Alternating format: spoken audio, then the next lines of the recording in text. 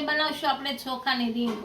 તો એના માટે આપણે 1 કપ ચોખાનો લોટ લીધો છે, 1 ચમચી જીરું લીધું છે, અડધી ચમચી હળદર લીધી છે, 1.5 ચમચી સફેદ તલ લીધા છે, આને બદલે કાળા લઈએ તો પણ ચાલે, અને અડધી ચમચી મીઠું લીધું છે, અડધી ચમચી કાળા મરી લીધા છે, અડધી ચમચી હંચળ લીધું છે, અડધી ચમચી ચાટ મસાલો લીધો છે. આ ત્રણેય આપણે મસાલો બનાવવા લીધો છે. તેલ લેશું અને પાણી લેશું તો બનાવવાની શરૂઆત કરશું. તો આપણે બનાવવાની શરૂઆત કરશું તો આપણે 1 વાટકો ચોખાનો લોટ લીધો છે, તો એની સામે 3 વાટકા પાણી લેશું.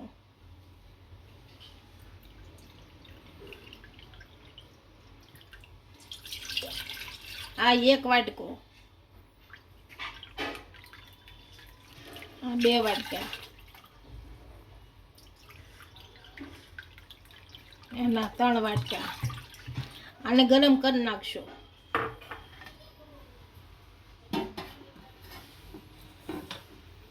ગેસ ચાલુ કરશો. આપણું પાણી ગરમ થઈ ગયું છે અને બહુ નથી કરવાનું, આને નીચે ઉતારી દેશો, ગેસ બંધ કરી દેશો.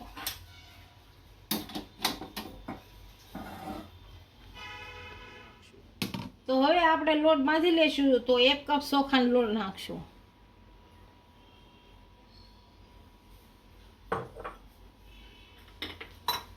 અડધી ચમચી હળદર નાખશું, 1.5 ચમચી તલ નાખશું,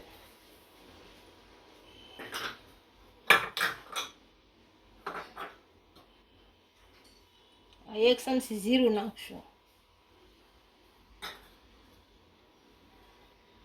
અડધી ચમચી મીઠું નાખશું.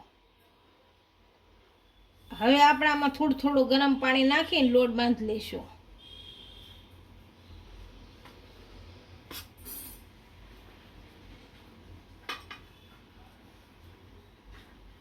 આપણો લોટ આ રીતનો તૈયાર થઈ ગયો છે. 10 મિનિટ આ ઢાંકીને મૂકી દઈશું. હવે 10 મિનિટ જેવું થઈ ગયું છે. આપણે લોટ જોઈ આપણો લોટ થઈ ગયો કે નહીં એમ. હવે તેલ નાખી અને મળી લેશું.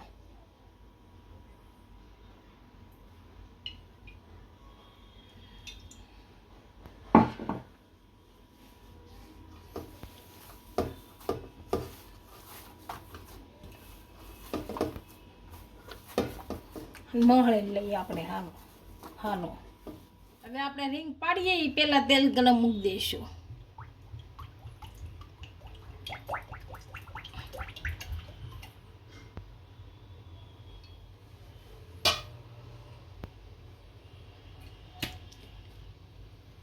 હવે ગેસ ચાલુ કરશું. તો હવે આપણે રીંગ પાડી લઈશું. થોડોક લોટ લઈશું, થોડીક પતલી પાડી લો.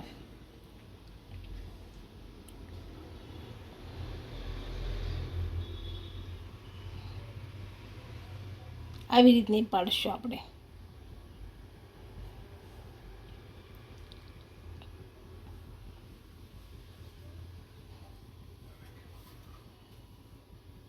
આવી રીતની બધી પાડી લેશું.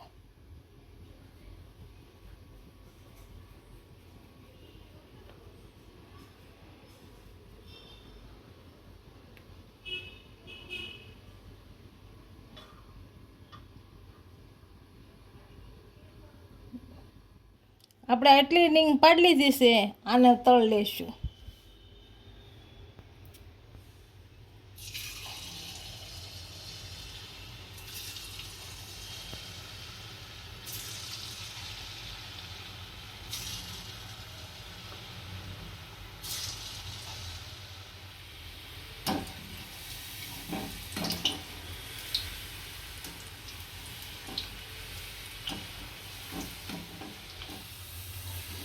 આપણે આ રીંગ તળાઈ ગઈ છે. આમ કાઢી લઈશું.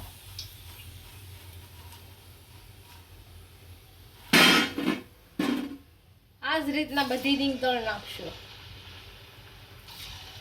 આપણી રીંગ બની ગઈ છે. આપણે મસાલો નાખશું. અડધી ચમચી હંચળ,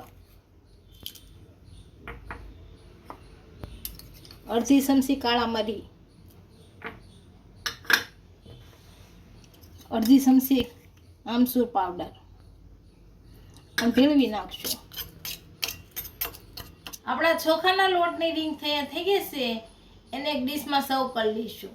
અને ઉપરથી આપણે જે મસાલો બનાવ્યો હતો એ નાખીશું.